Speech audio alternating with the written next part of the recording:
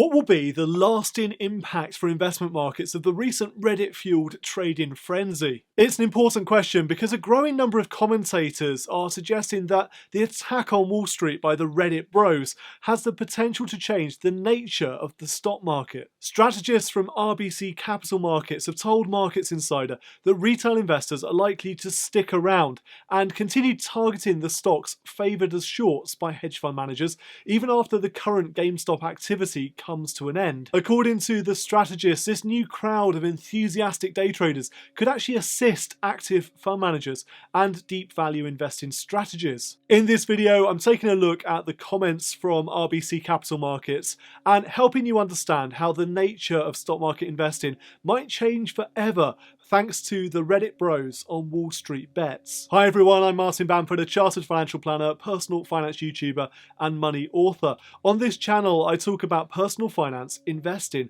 and happiness. I make these videos to help you become wealthier and happier. If that sounds like a great result, click on that little red subscribe button. Go on, become a part of our subscriber community. It's completely free and you'll never miss an episode. There are some fascinating comments in this Markets Insider piece, which I'll link to in the description, and it suggests that the disruption caused by retail investors in recent weeks could be here to stay. In the past few weeks, we've seen some extraordinary behaviour on the equity markets, with a significant number of headlines generated about the likes of GameStop, AMC and other stocks that were until very recently unloved and out of favour. Retail investors coordinating their activity on online forums, including the popular WallStreetBets on Reddit, have placed hedge fund managers in their sights. They've worked together to drive up the stock price and create what's known as a short squeeze on the institutions who were betting against these companies. It all became a bit of a game.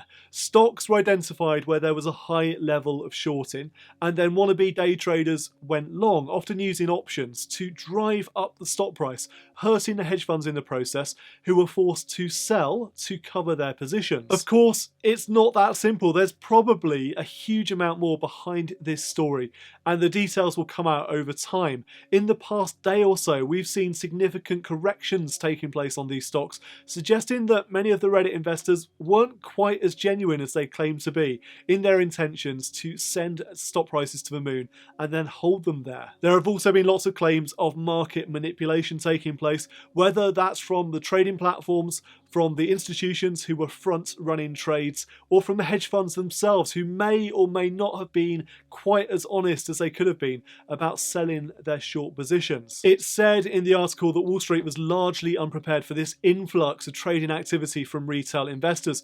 The strategists at RBC Capital Markets, however, believe the day trader crowd is here to stay. They cite zero commission trading, lockdowns, stimulus checks and colder weather, all as factors which contributed to this phenomenon, and they say we might now see structural changes to how the market operates as retail investors target one name after another. The team at RBC Capital Markets, which is led by Laurie Calvicina, said in a note to clients, unless the door closes, we fail to see why retail investor interest in trading specific names will completely go away, given how elevated cash on the sidelines is among consumers. While this sounds like bad news for the institutions, and we must remember these institutions often manage our pension funds, these institutions who have long been used to shorting stocks and profiting from the demise of non-viable businesses, the strategists think there is some good news for Wall Street too, and that's because increased levels of retail trader activity could actually benefit active investment managers. Recent years have seen active investment management lagging behind with the explosive growth